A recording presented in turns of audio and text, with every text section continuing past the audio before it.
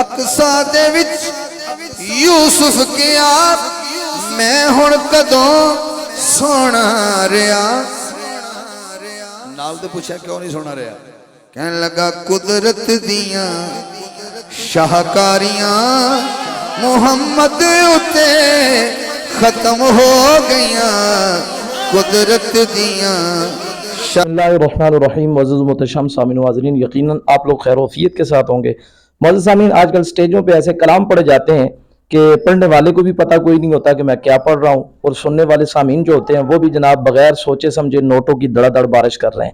جی معزز سامعین، میں بات کر رہا ہوں پنجاب کے ایک نابخو شاعر احمد علی حاکم کی کہ ان دنوں اس کا ایک کلام آیا ہے کہ جس کلام کے اندر کچھ اشعار ایسے ہیں کہ جو یقین جانے انبیاء کرام کی گستاخی اور توہین اور تنقیص پر مشتمل ہے۔ جی معزز سامعین، میری مراد وہ کلام جو ہے سرداریاں مختاریاں محمد اتے ختم ہو گیا۔ اب اس کلام کو جب آپ سنتے ہیں، اور احمد علی حاکم صاحب جو ہے انہوں نے پتہ نہیں کہاں سے یہ کلام اٹھایا اور کس انداز سے یہ لکھا، میں یہ کہنا چاہتا ہوں کہ اچھے کلام بھی آپ نے پڑھے ہیں، لیکن کوشش کیا کریں کلام لکھنے سے پہلے کسی مستند عالم دین سے، کسی مفتی سے کوئی شرعی رہنمائی لے لیا کریں اس حوالے سے کہ کہیں اس کلام کے اندر کوئی انبیاء کی توہین تو نہیں ہے، یا ذات باری تعالیٰ کے بارے میں کوئی ایسے لفظ تو نہیں آپ بیان کر رہے کہ جن الفاظ سے ذات مصطفیٰ کی توہین اور تنقیص ہو رہی ہے۔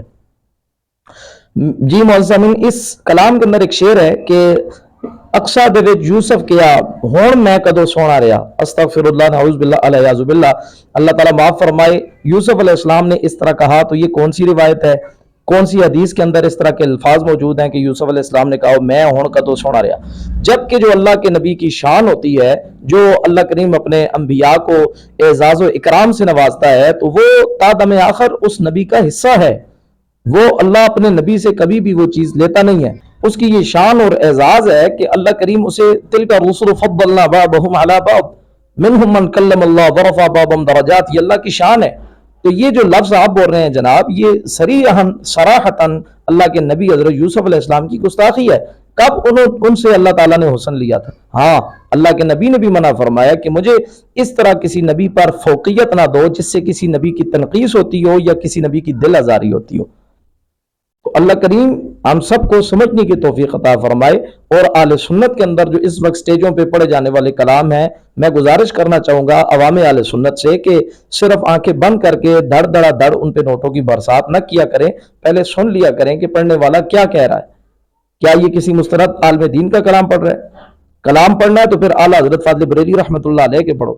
کہ جنہوں نے جناب والا ہر لفظ کو بار بار سوچ کے قرآن و سنت کے مطابق پھر کلام لکھا، اور ذات مصطفیٰ کا ادب بھی سامنے رکھا، اور اہل بیت کے ادب کو دیکھا، صحابہ کرام کے ادب کو سامنے رکھا۔ اسی لیے اعلیٰ حضرت فاضل بریلوی نے اپنے کلام کو قرآن و سنت کے موافقت کے ساتھ طے پایا، جو آج تک بارگاہ مصطفیٰ میں قبولیت پا گیا، اور حضور کی بارگاہ میں بھی اس کو قبولیت ہوئی، بارگاہ خداوندی کے اندر بھی اعلیٰ حضرت فاضل بریلوی کا کلام جو ہے وہ مقبول ہوا۔ میں نہیں کہتا کہ باقی شعراء کا کلام اچھا نہیں ہے، اچھے شعراء بھی موجود ہیں، ان کا کلام بھی پڑھیں، لیکن گزارش یہ ہے کہ ایسا کلام نہ پڑھیں جس سے انبیاء کی توہین ہوتی ہو یا کسی بھی پاک ہستی مقدس ہستی کی توہین کا پہلو نظر آتا ہو۔ تو خدا را احمد علی حاکم صاحب ان چیزوں پہ غور کریں، اور کلام پڑھنے سے پہلے اس کو کسی مستند عالم دین سے چیک کروا لیا کریں، اس کو تصحیح کروا لیا کریں کہ کہیں اس کے اندر کوئی تنقیص کا پہلو تو نہیں نکلتا۔ اللہ کریم ہم سب کو عمل کی توفیق عطا فرمائے۔ السلام علیکم ورحمۃ اللہ وبرکاتہ۔